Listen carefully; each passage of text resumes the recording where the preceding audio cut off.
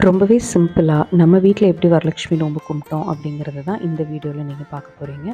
ஆக்சுவலா வரலட்சுமி நோம்பு ப்ராக்டிஸ் வந்து என் அம்மா சைடும் சரி, என்னோட மாமியார் வீட்டு சைடும் சரி, அந்த மாதிரி ஒரு பழக்கம் அவங்க விரதம் இருந்து சாமி கும்பிட்டது கிடையாது. பட் எனக்கு வந்து அந்த நோன்பு இருந்து சாமி கும்பிடணும் அப்படிங்கிறது வந்து ரொம்ப ஆசை. ஸோ நான் எனக்கு கல்யாணம் ஆனதுலேருந்து இந்த மாதிரி தான் என்னால முடிஞ்சு ரொம்ப ரொம்ப சிம்பிளா எப்படி வரலட்சுமி நோன்பு எடுக்க முடியுமோ அப்படி தான் நான் வந்து எடுத்துட்டுருக்கேன். அ அன்னைக்கு வந்து எப்பவும் போல காலையில நேரமே எந்திரிச்சு வாசல் தெளிச்சு கோலம் போட்டு காலையில நேரமே குளிச்சுட்டு அன்னைக்கு ஃபுல்லா ஃபாஸ்டிங் இருக்கணும்.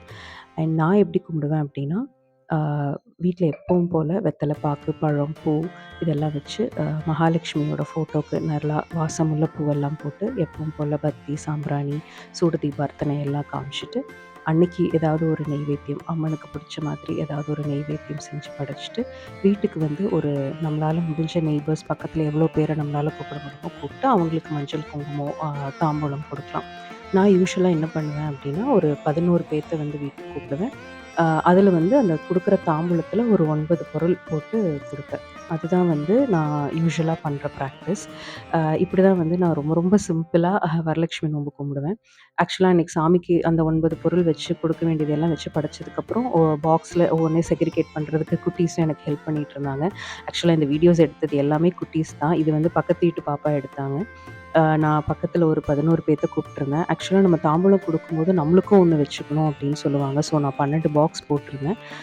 அந்த 11ல என்ன இருக்கு அப்படின்னு பார்த்தீங்கன்னா, ஒவ்வொரு பாக்ஸ்லயுமே 9 பொருள் அதாவது வெத்தல பாக்கு, பழம், பூ, சாக்லேட், மஞ்சள், குங்குமம், தாலிக்கயிறு இந்த மாதிரி ஒரு 9 பொருள் வளையல் இந்த மாதிரி ஒரு 9 பொருள் இருக்கும். இவங்க தான் ஃபர்ஸ்ட்டு வந்தாங்க. இவங்க ஒவ்வொரு வருஷமும் நாங்க இங்க வந்ததுலருந்து கரெக்ட்டா மறக்காம வந்து விஷ் பண்ணி ஆசீர்வாதம் பண்ணுவாங்க.